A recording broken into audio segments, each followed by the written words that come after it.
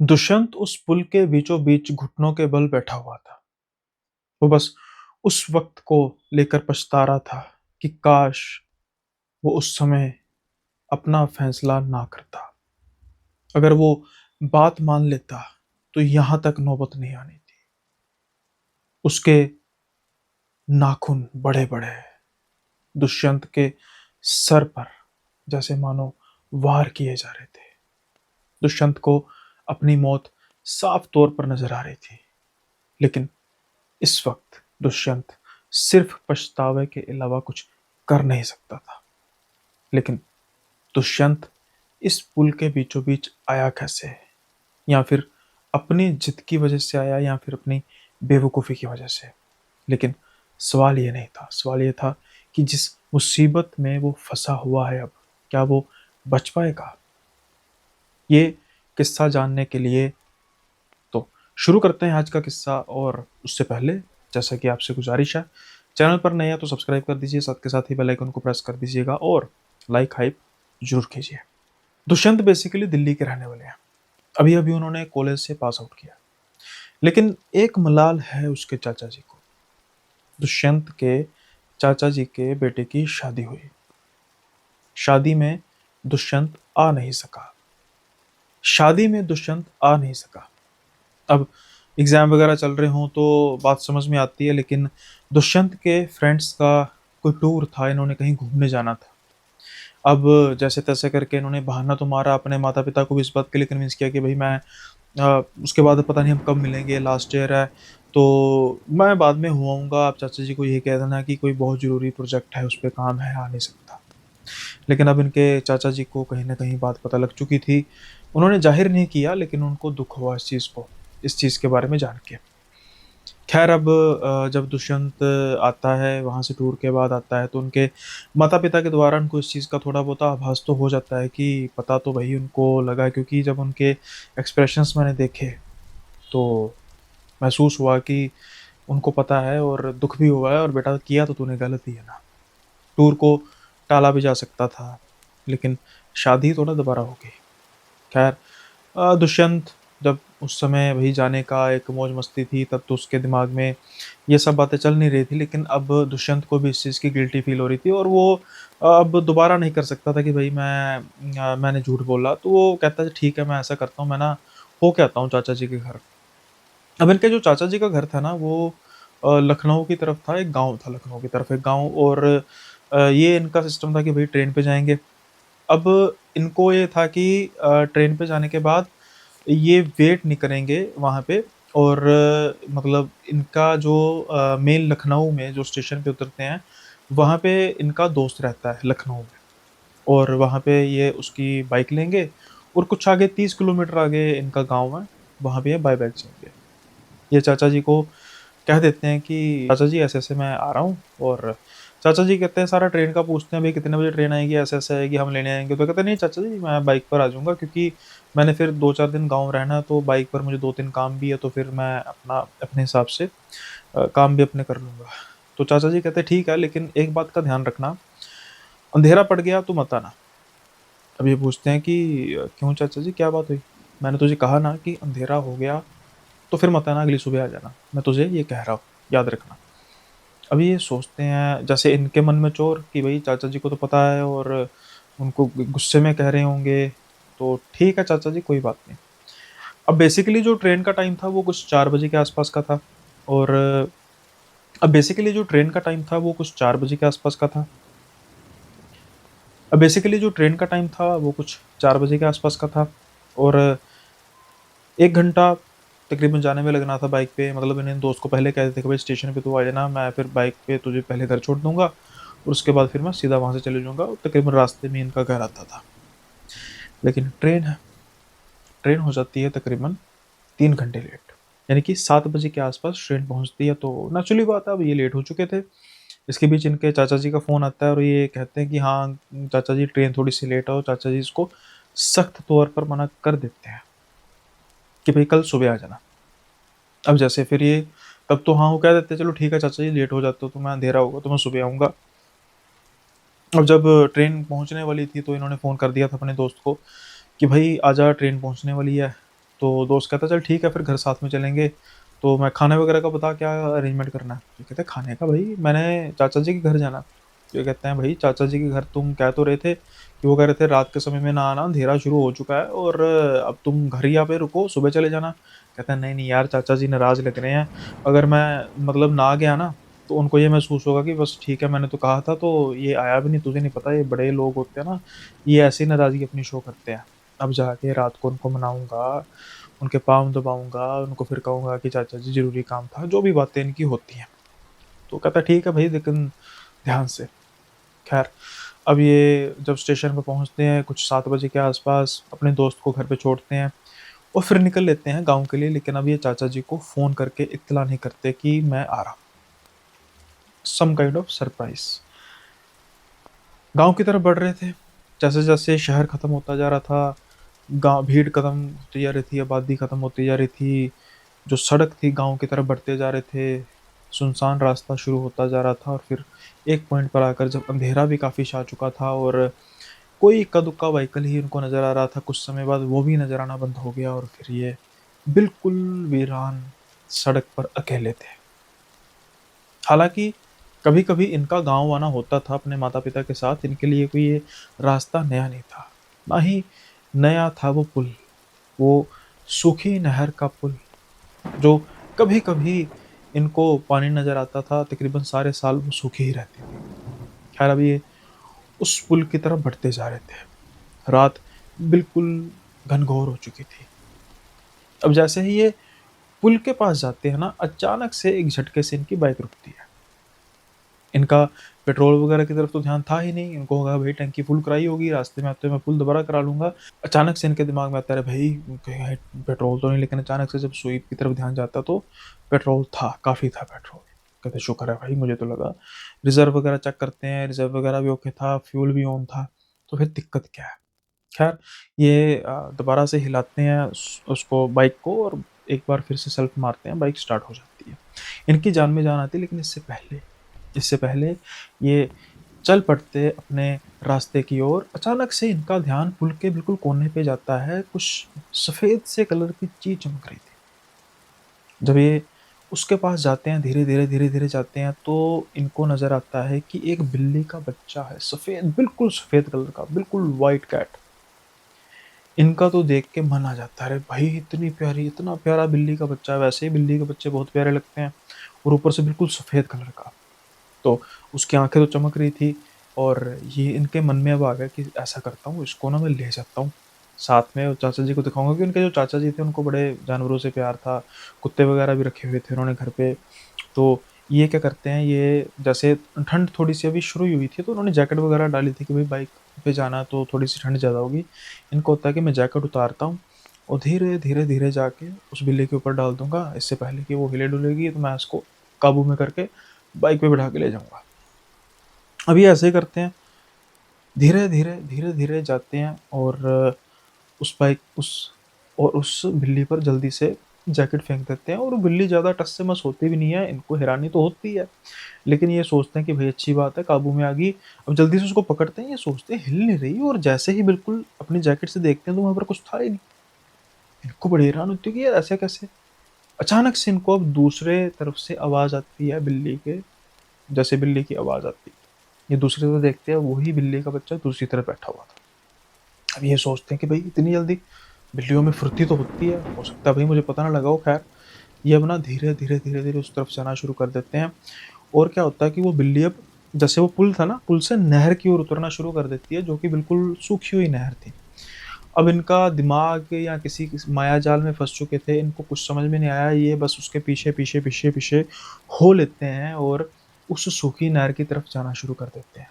Mobile की इन्होंने torch जलाई हुई थी और इधर-उधर देख रहे थे कि भई बिल्ली कहाँ पे गई और इस चीज़ के बारे में उनको पता नहीं कि इन्होंने बाइक बिल्कुल बीच में खड़ी की हुई है पुल के। उसके बावजूद कि कोई और आएगा, चाबी भी साथ में लगी है, कोई बाइक लेकर ना चला जाए। ना जाने क्या था उस बिल्ली के बच्चे में ऐसा आकर्षण कि ये बस उसके पीछे, पीछे, पीछे, पीछे हो लिए, लेकिन अब उनको बिल्ली नज़र नहीं आ रही थी, लेकिन कुछ और नज़र आता है। पुल के नीचे जो पिलर टाइप बना होता है, वहाँ पर इनकी तरफ पीठ थी, ऐसा महसूस हो रहा था कि कोई औरत बैठी हुई है। सफ़ेद कलर के उसके बाल थे। अब ये देखते हैं कि भई समय तो कुछ 8 बजे के आस-पास का हो चुका है और इस समय यहाँ पर ये कौन है? थोड़ा-सा उसको ध्यान से जज करने की कोशिश करते हैं तो ऐसा लग रहा था कि शायद कोई बेचारी मेंटली अपसेट या कुछ गरीब लेडी होगी जो एक किस्म का आश्रय ढूँढ रही है भई, अब क्षति है, जैसे मर्ज़ी है। अब ना ये उसके पास जाना शुरू करते हैं और ऐसा ना अब जब उसके बिल्कुल पास जाते हैं तो ऐसा महसूस हो रहा था कि वो कुछ ना खा रही है।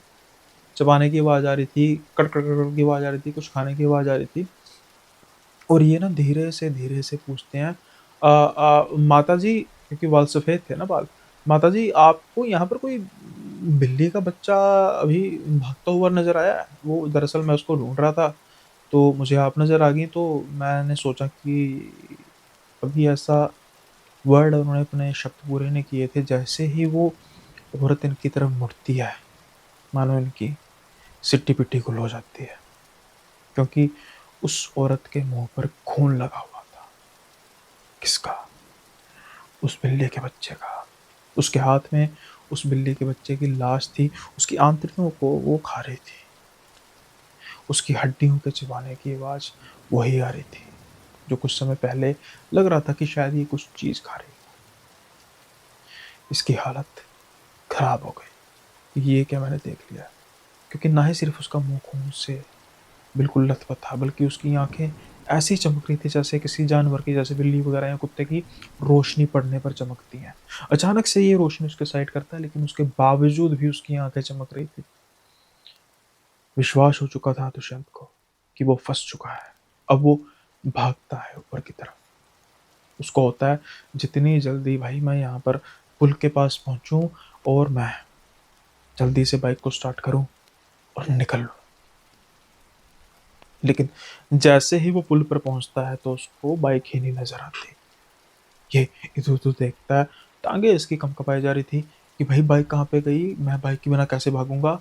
वो जो भी है प्रेतनी है वो तो मुझे पकड़ लेगी। अब उसको घुराने की आवाज़ें आ चुकी थी। उसको पक्के तौर पर महसूस हो रहा था कि वो फँस चुका है। वो हड़बड़ाहट में चाचा को अपने फ़ोन करता है और पुल के आगे-आगे जाना शुरू कर देता है, यानी कि पुल को पार करने की कोशिश कर देता है, लेकिन उसको ये समझ में आ चुका था कि पुल पार होगा नहीं, क्योंकि बस वो भागे जा रहा था और जो पुल चंद मीटर का पुल था, वो शायद कितने किलोमीटर का बन चुका था, क्योंकि पुल खत्म होने का नाम नहीं ले रहा था। वो अपने चाचा जी को फ़ोन करता है, लेकिन उसके चाचा जी फ़ोन पिक नहीं करते। शहर का लड़का, जो 12-1 बजे से पहले कभी सोता नहीं होगा, उसको क्या मालूम कि गाँव के लोग 8-9 बजे तक सो जाते हैं। शायद उसके चाचा जी ने फ़ोन साइलेंट किया होगा, कुछ नहीं कहा जा सकता, लेकिन उसके चाचा जी को इसने 3-4 बार फ़ोन लगाया, लेकिन फ़ोन नहीं लगा। अब इसको अपने पीछे मौत नज़र आ रही थी। वो जो भी औरत थी, प्रेतनी थी, वो धीरे-धीरे इसकी तरफ बढ़ती जा रही थी। उसको भी शायद कोई जल्दी नहीं थी, शायद उसको पता था कि शिकार अब जाल में फँस चुका है। अब ये मेरा है, मैं जो चाहे इसके साथ जैसे मर्ज़ी जो मर्ज़ी करूँगी, जो उस बिल्ली के बच्चे के साथ किया। ख़ैर, अब चाचा जी फ़ोन नहीं उठा रहे थे, ये करता है अपने कज़िन ब्रदर को फ़ोन, यानी कि जिसकी शादी हुई थी। जल्दी से फ़ोन करता है, फ़ोन की रिंग जाने लगती है और जैसे ही फ़ोन उठाता है, ये नहीं कहता कि भई मैं यहाँ से बोल रहा, भई मुझे बचा ले भई, मैं यहाँ पर गाँव के पुल के पास हूँ, यहाँ पर वो प्रेतनी मुझे खा जाएगी यार। मैं भागने की कोशिश कर रहा हूँ, लेकिन कोई नहीं मेरा साथ दे रहा, मैं पता नहीं कहाँ पे हूँ, मैं पुल ही नहीं पार कर पा रहा यार, प्लीज़ जल्दी आ जा, मैं मर जाऊँगा।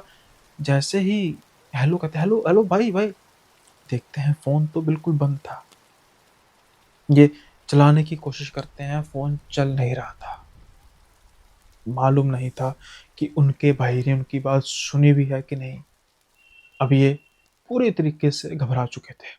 इनको ये मालूम हो चला था कि अब मेरे बचने का एकमात्र रास्ता था ये फ़ोन। अगर फ़ोन पर कोई मेरी बात सुन लेता, कोई आ जाता समय रहते तो शायद मैं बच जाता, लेकिन अब मुझे कौन बचाएगा? वो प्रेतनी धीरे-धीरे इसके पास आती जा रही थी और ये अब घुटनों के बल बैठ चुके थे, पुल के बीचों-बीच। मौत सामने खड़ी थी। उसके नाखून इनके सर के बालों के बीच सहलाए जा रहे थे और इसका दर्द इनको महसूस हो रहा था। नाखूनों की नोकीली धारियाँ इनके सर में से खून निकाल रही थी। ये मानो बस जैसे अपने शिकारी के आगे नतमस्तक हो चुके हैं। अब जो करेगा वो ये शिकार ही करेगा, इनके बस का अब कुछ भी नहीं रहा। धीरे-धीरे उसकी हँसने की आवाज़ आने लग पड़ती है, जैसे मानो उसको यकीन हो चला था कि बस ये तो क्या, ये अब मेरा है, आज अच्छा शिकार मिला। धीरे-धीरे जो नाखून थे उसकी छाती की तरफ आना शुरू होते हैं और उसकी छाती पर तेज़ सी दर्द होनी शुरू होती है, जिससे उसकी चीख निकलती है। लेकिन शायद जो कहावत है कई बार वो सच हो जाती है, जाको रखे साइयाँ मार सके ना कोई। रोशनियाँ अचानक से आनी शुरू होती हैं जो बिल्कुल उसको सामने नज़र आ रही थी। एक नहीं कई रोशनियाँ थी। कुछ लोगों की आवाज़ें आनी शुरू होती हैं और अचानक से जो उसको नाखूनों का स्पर्श हो रहा था, वो स्पर्श एकदम से गायब हो जाता है और ये बेहोश होके गिर जाते हैं। जब उनको होश आती है तो ये हॉस्पिटल में होते हैं, पास के कस्बे के हॉस्पिटल में। ये देखते हैं इनके चाचा जी खड़े हैं, इनके वो चाचा जी का बेटा खड़ा है, नव उनकी वाइफ़ जो जिनकी शादी अभी हुई है वो खड़ी है और इनकी तरफ देख के बड़े परेशान हैं, ख़ास तौर पर चाचा जी, इनका भाई, कज़िन ब्रदर। चाचा जी कहते हैं, "बेटे, ठीक है अब? ठीक महसूस कर रहा है?" तो ये रोने लग पड़ते हैं, "चाचा जी, सॉरी मुझे आपकी बात माननी चाहिए थी।" "अरे कोई बात नहीं, अभी वो चीज़ों के बारे में मत सोच, तू पहले ठीक हो।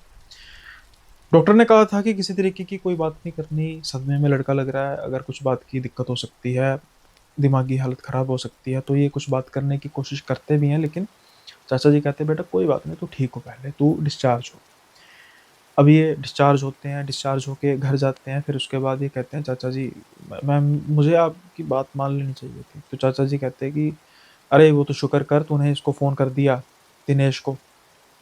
और बाद में जब मैंने देखी मेरी मुझे मिस्ड कॉल आई थी, दिनेश भागता-भागता मेरे पास आया कि उसका मुझे फ़ोन आया था, मेरी 10 सेकंड मुझे सिर्फ़ उसकी आवाज़ सुनाई, कह रहा, "भाई बचा ले, बस इससे ज़्यादा नहीं।"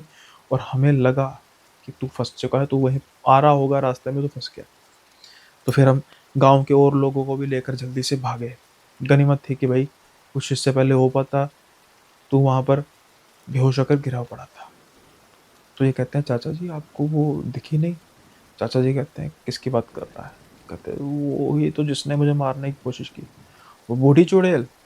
"मुझे नहीं पता। हाँ, वो थी तो बूढ़ी है।" "अच्छा पहले चाचा जी ये बताइए मेरी बाइक कहाँ पे है? मेरे दोस्त की बाइक है।" "अरे चिंता मत कर, वो वहीं पर खड़ी हुई थी।" "पुल के बीच में?" "हाँ, लेकिन वहाँ पर तो नहीं थी।" "तुझे नहीं दिख रही थी बेटा, ये उस प्रेतनी का मायाजाल था।" खैर अब ये सारी अपनी बात बताते हैं कि ऐसा-ऐसा मेरे साथ हुआ और चाचा जी कहते हैं, "इसीलिए तो बेटा तुझे मैंने कहा था कि तू रात के समय मत आ, क्योंकि ये पुल जो है कुछ समय से हॉन्टेड हो चुका है। ये जो तुझे बूढ़ी नज़र आई ना, ये ऐसे गाँव में बेचारी भटकती रहती थी और कोई इसको कभी खाने को दे देता, कभी इसको कुछ ना देता। एक बार क्या होता है कि जैसे कभी भूख लगी होगी, किसी ने नहीं कुछ खाने को दिया होगा, तो इसने एक मरा हुआ जानवर खा लिया, पका के मतलब। अब इसको इसके मुँह पे लग गया खून, फिर ये धीरे-धीरे जानवरों को खाने लग पड़ी। जब इसको खाने को ना मिलता, ये जानवर पकड़ती, कुत्ता वगैरह को पकड़ती, बिल्ली पकड़ती और उसको खा जाती। गाँव में धीरे-धीरे इस चीज़ की चर्चा होने लगी कि भई ये तो बाद में आदमखोर भी हो सकती है, बच्चों को भी खा सकती है। तो गाँव के लोगों ने उसको बाहर भगा दिया, मतलब गाँव से, और ये बाद में ना स्कूल के आस-पास ही रहने लग पड़ी और कुछ ही समय पहले इसकी लाश बदबू आनी शुरू हुई थी, तो पहले तो जैसे सूखी नदी तुझे पता है, तो कई बार लोगों को पुल में से के आस-पास बदबू आनी, लोगों ने सोचा होना कि कुत्ता वगैरह कोई जानवर मरा होगा, लेकिन जब किसी ने नीचे देखा तो इसकी लाश पड़ी थी बहुत बुरी हालत में। तो उसके बाद फिर इसको उठा लिया गया और इसका जो भी संस्कार वगैरह किया गया, लेकिन उसके बाद से ना कुछ एक्टिविटीज़ होने लग पड़ी, कइयों को रात को नज़र आती थी और कइयों पर तेरे जैसे जानलेवा हमले भी हुए थे। फिर इसलिए लोगों ने यहाँ पर रात के समय में तो भई इस पुल से बाहर मतलब होना बंद ही कर दिया। और मैंने तुझे कहा था कि भई तू ना आ, तुझे इतनी बातें सारी डिटेल में बताता, इससे बेहतर यही था, मुझे लगा तू मेरी बात मान जाएगा।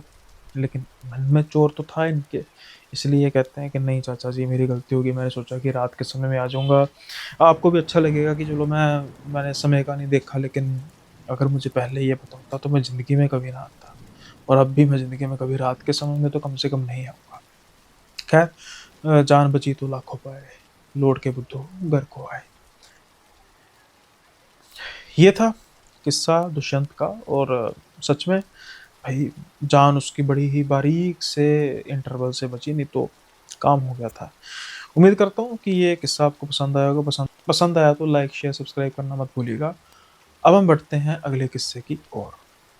इससे पहले अगला किस्सा शुरू करूँ, आपको थोड़ा सा चेंज अगर नज़र आ रहा होगा, थोड़ा सा डिफरेंस नज़र आ रहा होगा, तो ये पर्टिकुलर एपिसोड का इस किस्से का शूट मैंने बाद में किया है। कोई टेक्निकल एरर आ गया था, कैमरा जो है वो स्टार्ट नहीं हो पा रहा था दोबारा से, उसकी वजह से फिर मैं इसको बाद में कर रहा हूँ।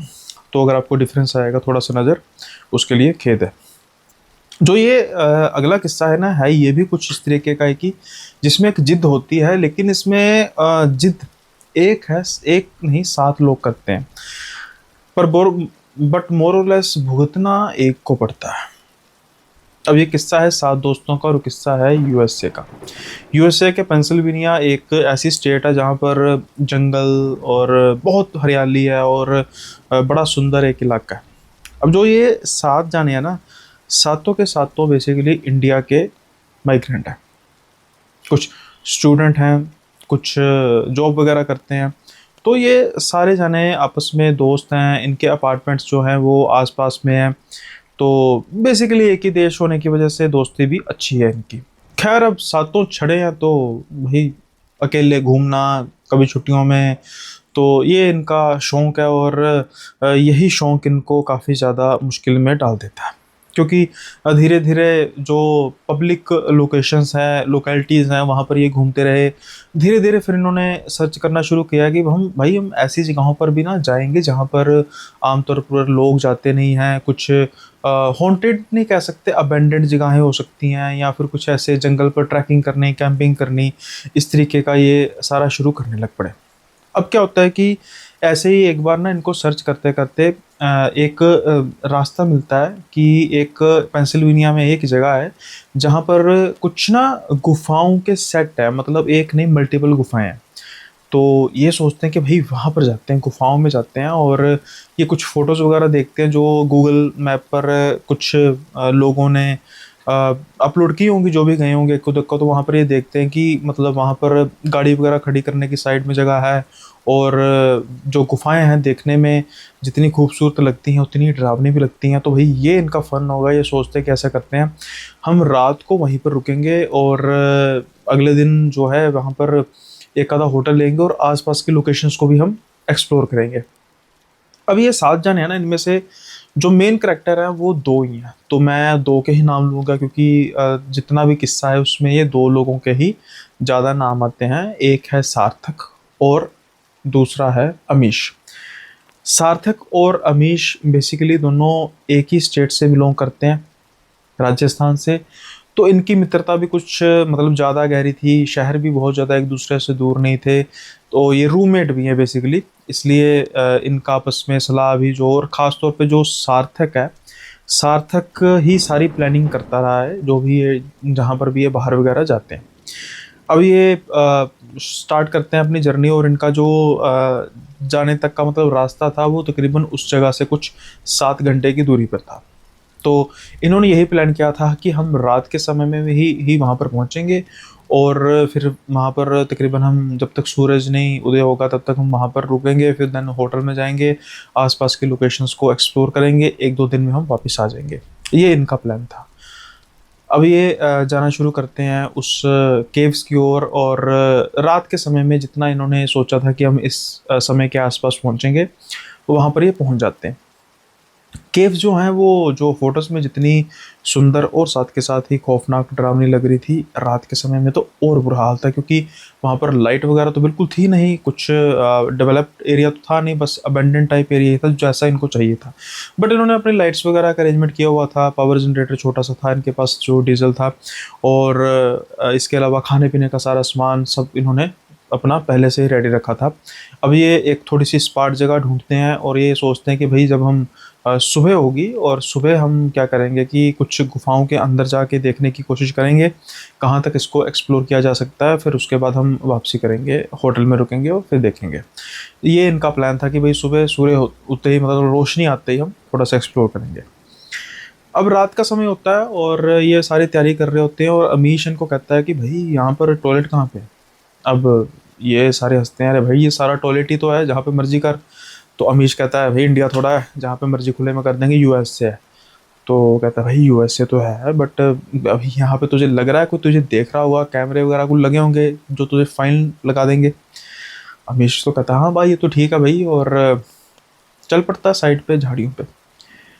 अब ना ये जब अपने बात वगैरह कर रहे होते हैं, इनको ना एक ठा की आवाज आती है, ठक, जैसे किसी ने बहुत तेज थप्पड़ जड़ा होता है। भाई एकदम से ना हिल जाते हैं, अरे क्या हुआ, किसको पड़ा, क्या किसने मजाक किया भाई, किसने किसी की पीठ पर तो नहीं थप्पड़ मारा, जैसे हंसी मजाक में यार दोस्त एक दूसरे को मारते हैं। तो सारे कहते हैं नहीं भाई। और अमीश कहाँ पे है?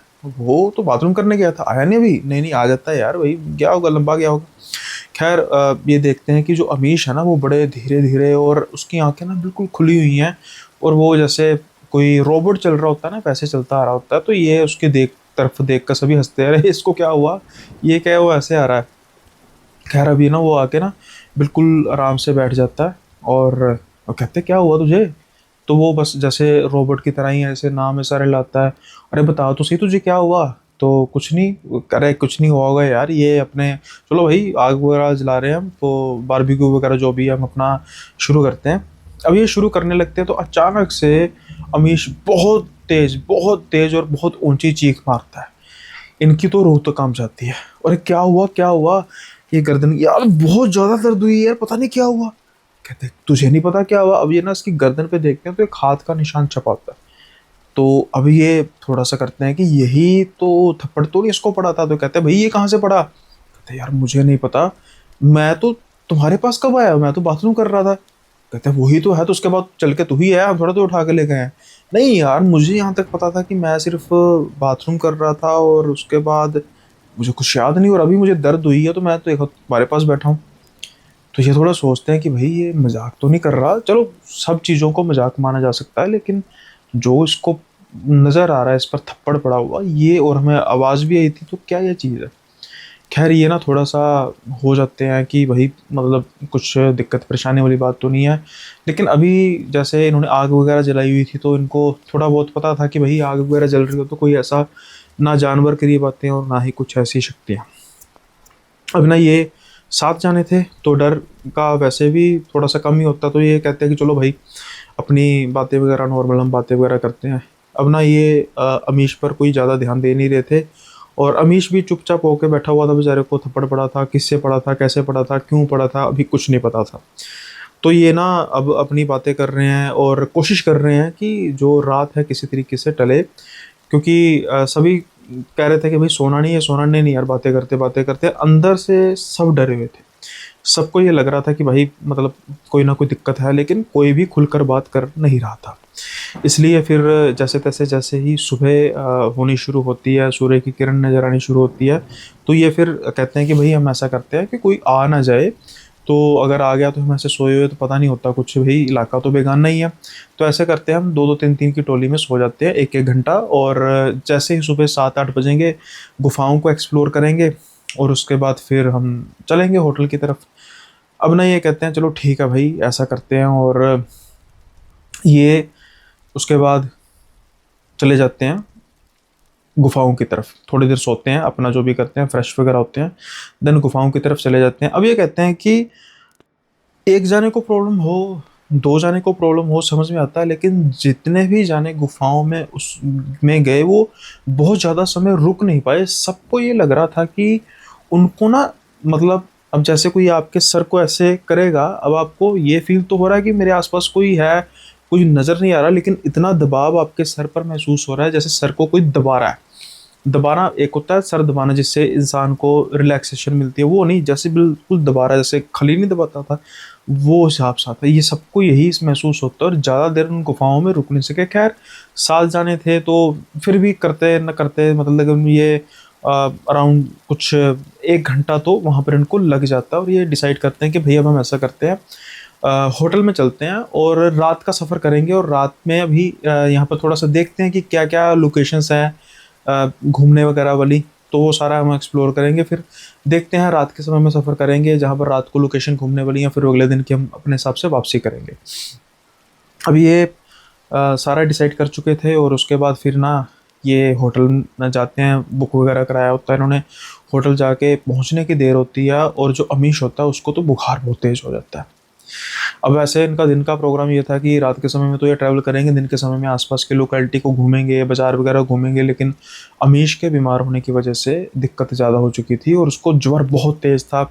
डॉक्टर वगैरह को बुलाया जाता है, डॉक्टर कहता है कि भाई कम से कम 5-6 घंटे रेस्ट करनी होगी, इसको बिल्कुल आराम करने दो, कोई भी आसपास शोर वगैरह नहीं होना चाहिए और चलना फिरना तो बिल्कुल नहीं।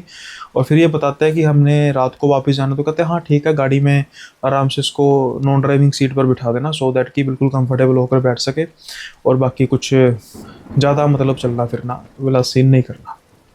अभी इनका प्लान ऑलमोस्ट ऑलमोस्ट अमीश की वजह से चौपट हो चुका था, लेकिन फिर भी इनको था कि भाई चलो गुफाओं का जो एक्सपीरियंस है ठीक ठाक रहा। प्राइमरी हमारा गुफाओं में जाने का था और केव्स का हमने देख लिया। अब जैसे जैसे शाम होती जा रही थी, ये महसूस कर रहे थे कि अमीश की तबीयत आगे से कुछ बेहतर हो रही है। जब रात होने को होती है तो अमीश कहता है कि भाई मैं अब ना अच्छा फील कर रहा हूँ, तो चलो यार घूमने चलते हैं कहीं। तो कहते हैं भाई रात को कहाँ घूमने चलेंगे। खैर ये कहते हैं कि भाई अब तो जो सार्थक, जैसे मैंने कहा कि सारा प्लानिंग वो करते थे, वो कहते थे यार एक ना शहर है, मतलब यहाँ से कुछ 7-8 घंटे की दूरी पर है, वहाँ पर आसपास कुछ लेक हैं, आसपास कुछ छोटे छोटे पहाड़ हैं, तो वो थोड़ा सा है तो पब्लिक एरिया, लेकिन मुझे लगता है अब हमें ना पब्लिक एरिया में जाना चाहिए। अब हम आ गए हैं, इतनी दूर वापस जाएंगे, क्योंकि अगर हम 7-8 घंटे की दूरी से जाते हैं तो वो ऑपोजिट है हमारी लोकेशन से, तो 14-15 घंटे का हमारा सफ़र वैसे ही हो जाएगा, तो वहाँ पर चलते हैं। ये सोचते हैं कि भाई ठीक है और चल पड़ते हैं। अब ना रात का समय था और ये गाड़ी चला रहे थे, और जो गाड़ी थी ना वो तकरीबन तकरीबन जंगलों के, घने जंगलों के बीच में से सड़क थी, वहाँ से चलती जा रही थी। अब इनको जंगल बड़े रात के समय में डरावने तो लग रहे थे, लेकिन बड़े सुहावने लग रहे थे। अमीश की तबीयत ठीक हो चुकी थी, वो थोड़ा सा हंसी मजाक भी कर रहे थे कि भाई और पे गर्दन में दर्द तो नहीं हो रही, लेकिन कहता नहीं भाई अब तो नहीं हो रही। अब वो निशान देखते, निशान भी नहीं था। थोड़ी बहुत चर्चा भी कर रहे होते हैं कि भाई कुछ कुछ तुम्हें महसूस हुआ वहाँ पर। कहते हैं हाँ यार, गुफाओं में तो ऐसी चीज़ हमें महसूस हुई है कि सर पर तो बहुत किसी ने दबाव डाला है, लेकिन चलो खैर अब जो जहाँ से निकला है बात खत्म होगी। अब ना ये पहुंचते हैं रास्ते, जैसे मैंने कहा रास्ते में जा रहे थे और अचानक से जो सार्थक है वो ब्रेक लगाता है, गाड़ी वो चला रहा था। वो कहता क्या हुआ, तो वो क्या देखता है कि एक बूढ़ा आदमी सामने खड़ा हुआ था। अब ये अनएक्सपेक्टेड कि भाई इतनी उजाड़ जगह में कोई कैसे होगा, तो ये थोड़ी बहुत जैसे भाई अपने इंडिया से गाली निकालते हैं, मरना है क्या ये क्या, लेकिन बाहर से नहीं अंदर से कि भाई यहाँ पर कोई पता हो रहा था कंप्लेन कर दे और सारे जेल में जाएं। तो ये ना अपने कर्टसी के लिए मतलब दरवाज़ा खोलते कहते हैं कि वहाँ भी जो अंग्रेज़ था वो ऑल यू ऑल राइट, भाई सब कुछ ठीक ठाक है, और यू ऑल राइट, और कुछ चोट वगैरह तो नहीं लगी, और क्या यहाँ पे कर रहे हो। अंग्रेजी में अब सारी बात हो रही है, ये आपको मैं इसमें बता रहा हूँ। तो वो कहता नहीं नहीं नहीं, एक्चुअली सॉरी, एक्चुअली मैं कुछ सड़क में कुछ सोच रहा था, तो सोचते सोचते मैं पता नहीं लगा मैं सड़क के बीच में खड़ा हूँ।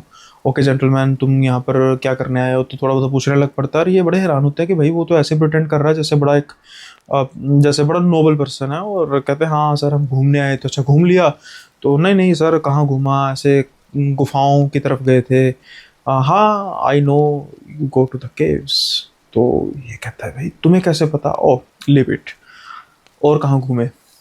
तो ये कहते हैं नहीं अभी तो हम ऐसे पर्टिकुलर किसी उस कस्बे की तरफ जा रहे हैं, वहाँ पर सुना है अच्छी अच्छी झीलें हैं और काफ़ी अच्छा वहाँ पर पब्लिक प्लेस है।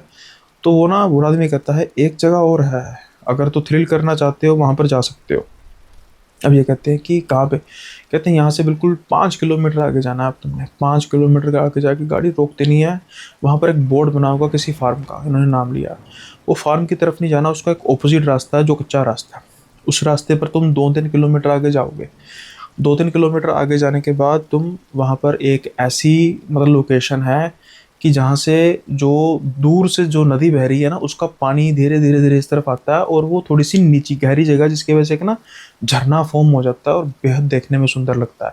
रात का समय है, पूर्णमासी है, जो तुम्हें इस समय नज़ारा मिलेगा वो कभी कभी ही देखने को मिलता है। अगर इतनी करीब आए हो तो वहाँ पर जाना जरूर। अब ये सोचते हैं कि भाई जो ये बात कर रहा है तो बड़ा थ्रिल कि जंगल के अंदर 2-3 किलोमीटर और जाना, कच्चा रास्ता, गाड़ी वहाँ पर जाएगी नहीं, गाड़ी बाहर खड़ी करनी पड़ेगी, तो क्या करें। कहते चलो ठीक है। अब 5 किलोमीटर का रास्ता था, कुछ मिनट इनको सोचने के लिए मिलते हैं और अमीर से पूछा जाता है कि भाई ऑल राइट? वो कहता हाँ भाई ठीक हूँ। कहते चलो ठीक है फिर चलते हैं। हाँ भाई इसीलिए तो हम आए हैं, चलते हैं।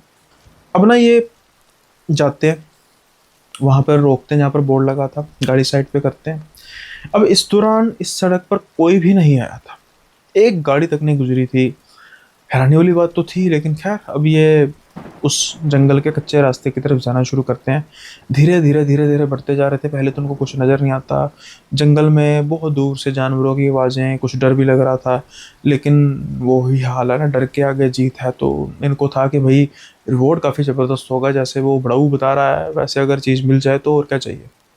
अब होता ही वही है, धीरे धीरे इनको ना पानी की आवाज़ आने लग पड़ती है और जब ये देखते हैं तो इनको एक झरना नजर आता है। छोटा सा झरना था, कोई झरना भी नहीं कहना चाहिए, नाले से जैसे पानी गिर रहा था, लेकिन लोकेशन लुक वाइज बहुत अच्छा लग रहा था।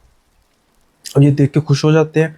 अब बस ना ये देख के जाते हैं, वहाँ पर कुछ पत्थर होते हैं बड़े बड़े, वहाँ पर चढ़कर ये मस्ती करनी शुरू कर देते हैं। अंधेरा होता है लेकिन जो चंद्रमा की रोशनी उन पत्थरों पर पड़ रही थी और पत्थरों की चमक और जब पानी पर पड़ रही थी वो बेहद ही खूबसूरत लग रही थी।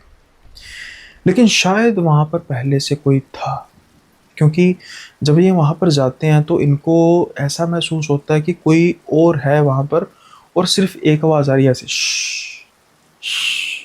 अब ना शायद इनका मस्ती करना किसी को वहाँ पर पसंद नहीं आया। और एक चीज़ और जो मैं भूल गया, जब ये वहाँ पर गुफाओं में थे ना तब भी उनको, जब ये थोड़ी सी हुड़दंगबाजी करते हैं ना, जब जब तक अमीश के साथ वो हादसा नहीं हुआ कि उसको थप्पड़ पड़ा, उससे पहले ये हुल्लड़बाजी कर रहे थे और 3-4 बार इनको ऐसे आवाज़ आई थी "श्श", यानी कि कोई इनको चुप कराने की कोशिश कर रहा है, लेकिन जब नहीं हुए तो फिर कांड हो गया। अब इसके साथ भी यहाँ पर भी ऐसे ही हो रहा था कि ये हुल्लड़बाजी करना शुरू हो चुके और आवाज़ें आने लग पड़ी "श्श", अभी महसूस करते हैं कि यार ऐसी आवाज़ें वहाँ से भी आ रही थी, लेकिन फिर वो खरमस्ती में छाए हुए थे, हड़ाउड़ी चल रही थी। और ख़ास तौर पर अमीश जो है वो चुलबुला था और फिर सबसे ज़्यादा शैतानी वो कर रहा था। अब ना ये एक पत्थर पर खड़े होता है जहाँ से बिल्कुल पीछे झरना बह रहा था, और ये वो टाइटैनिक वाला पोज बनाता है अमीश और कहता है भाई मेरी फ़ोटो खींचो, मेरी फ़ोटो खींचो। अब क्या होता है कि जैसे ही उसकी फ़ोटो खींचने लगते हैं ना, पता नहीं उसको क्या होता है, उसकी जो टाँगें हैं ना एकदम से खुलती हैं, ठा करके नीचे पत्थर पर गिरता है। अब ये आप सोच के देखो कि कोई खुद ब खुद तो अपनी टाँगें खोल देगा, यानी चलते-फिरते गिर जाए तो ठीक है। बिल्कुल जो पर्सन अपनी टाँगों को, पैरों को जोड़ कर खड़ा हो और एकदम से पैर उसके खुले और नीचे सीधा गिरे। पत्थर पर गिरता है, उसके एकदम से हाथ से ऐसे मतलब उसको अपने को नीचे फिसलने से बचाता है। अभी ये सारे दोस्त हँस रहे होते हैं, सार्थक भी ऊँची-ऊँची हँस रहा होता है। ये भी बिल्कुल ऊँची-ऊँची हँसने लग पड़ता है, इसको कोई महसूस नहीं होता, इसको दर्द हुआ है, क्या हुआ है, ये हुआ है, और ये ना उठ के आने लग पड़ता है इनकी तरफ। ये पूछता भाई कैसे गिरा, ये तो वीडियो बनानी चाहिए थी, तेरी वीडियो डालते हम। कहता भाई मुझे भी नहीं पता।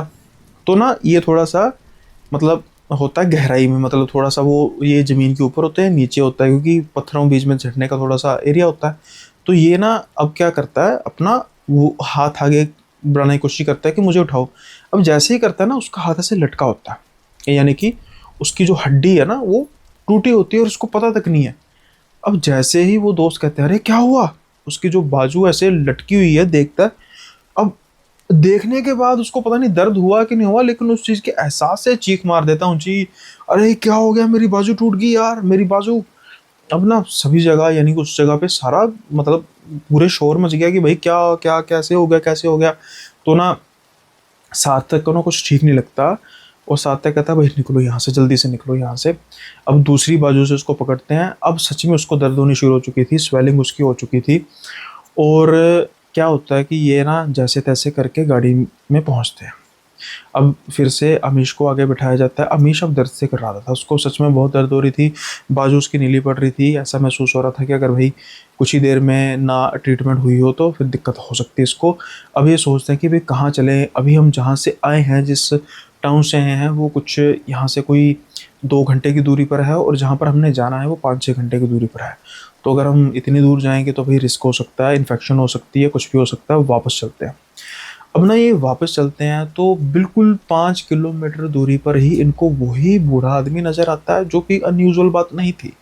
खड़ा होगा वहाँ पर, पहले भी खड़ा था। अब ना ये कहते हैं रुक रुक यार, बाबा से पूछे कुछ आस-पास। कहते यार जंगल में क्या होगा, वापस चलते हैं, पता नहीं इसने कहाँ पे हमें मरवा दिया, कौन-सी जगह थी। अब ना ये इसकी तरफ देख के गाड़ी रोकते नहीं हैं, गाड़ी तेज़ कर लेते हैं ताकि कोई भी interaction, eye to eye interaction ना हो, ताकि हमें गाड़ी रोकनी ना पड़े। उसके बाद क्या होता है कि ये आगे बढ़ते हैं, अब 3-4 किलोमीटर आगे जाते हैं तो फिर ही उनको वो बूढ़ा आदमी नज़र आता है। अब ये बीच में से जैसे पहले सार्थक और अमीश नहीं देखते तो कह रहे वो कैसे बूढ़ा आ गया भाई, इतनी जल्दी कैसे पहुंच गया? तो ये कहते कौन सा बूढ़ा? कहते वो देख पीछे। पीछे इनको कोई नज़र नहीं आता। अब कहते हैं तुझे यार वहम लगा होगा। खैर इनको भी लगता है वहम लगा होगा, लेकिन कम से कम 2-3 बार वो उनको बूढ़ा वैसे ही खड़ा हुआ नज़र आता है। अब ये सारे एक बार देख लेते हैं और इनको पता लग चुका था कि भाई ये बहुत बड़ी मुसीबत में फँसे हैं। अब ये बस कह रहे हैं कि बस भाई परमात्मा का नाम लेते रहो, आस-पास हम कुछ नहीं देखेंगे, बस चलेंगे। अब ये चलते-चलते उस टाउन में पहुँचते हैं। जब टाउन में एक्स-रे वगैरह किया जाता है तो उसकी मतलब जो हड्डी है ना, वो कहता है भाई कैसे हुआ? तो ये कहता है कि गिरा था, गिरने पे इसकी बाजू का जो मतलब भार है ना वो ऐसे पड़ा है, तो उस हिसाब से हो सकता है टूट गया। कहता है नहीं, डॉक्टर कहता हो ही नहीं सकता। ऐसा लगता है कि जो हड्डी है उसको ऐसे तोड़ा गया है, क्योंकि अगर वो मतलब ऐसे फोर्स से गिरती तो हड्डी का जो टूटने का तरीका था वो अलग तरीके से होना था। मतलब उसमें दरारें होनी थी और ऊपर की तरफ आई होनी थी। जो मांस है उस पर भी हर्ट होना था, वहां पर भी इंजरी और होनी थी क्योंकि हड्डी का जो नुकीला पार्ट ऊपर आना था। लेकिन हड्डी ऐसे क्रश हुई, हो ही नहीं सकता। अब डॉक्टर पहले इन पर भी शक करता है कि भाई लड़ाई लुड़ी तो नहीं है, लेकिन अमीश होश में था, गनीमत थी। वो कहता है नहीं नहीं सर, मेरे साथ ऐसा ही हुआ है, मुझे दर्द बहुत हो रहा है। तो फिर ऑन दी स्पॉट मतलब उसका ऑपरेट वगैरह किया जाता है और रेस्ट वगैरह पे फिर लगाया जाता है। ये पहुंचते हैं अपने अपार्टमेंट में, लेकिन जब ये गए थे तो तब कंडीशंस कुछ और थी, लेकिन अब जब ये वापस आए तो काफ़ी कुछ बदल चुका था। अमीश को ठीक होते होते काफ़ी समय हो गया, लेकिन आज इस बात को कई साल बीत चुके हैं, मतलब 12-13 वर्ष बीत चुके हैं। लेकिन उसके बाद इन्होंने कभी भी कहीं पर भी ऐसे इतनी दूर, खास तौर पर ऐसी जगह पर जहाँ पर कोई आता जाता नहीं है, बहुत कम आता जाता है, कभी घूमने नहीं गए। घूमने गए हैं 1-2 बार, कुछ शादियाँ इनकी भी हो चुकी हैं, ऑलमोस्ट सबकी फैमिली के साथ जाते रहते हैं, लेकिन ऐसे नहीं गए कभी कि हड़ाहुड़ी में इतना बड़ा नुकसान हो जाता, अगर किसी की जान का नुकसान हो जाता तो। खैर ये था किस्सा इन 7 दोस्तों का, खास तौर पर सार्थक और अमीश का। उम्मीद करता हूँ आपको पसंद आया होगा। तो पसंद आया तो लाइक शेयर सब्सक्राइब जरूर कीजिएगा। साथ के साथ ही जो मेंबरशिप ओनली प्लान है आपको पता ही है, बड़े अच्छे उसमें किस्से आ रहे हैं। अभी जो रिसेंट किस्सा है आत्माओं का शिकारी, वो सुनने से ताल्लुक़ रखता है, तो ज़रूर आप ज्वाइन कीजिए और साथ के साथ बाकी किस्सों को भी आप सुनिए। तो आज के एपिसोड को यहीं पे विराम लगाते हैं। जल्दी मिलेंगे अगले एपिसोड में नए किस्सों के साथ। तब तक के लिए बाय बाय, अपना ख्याल रखिएगा।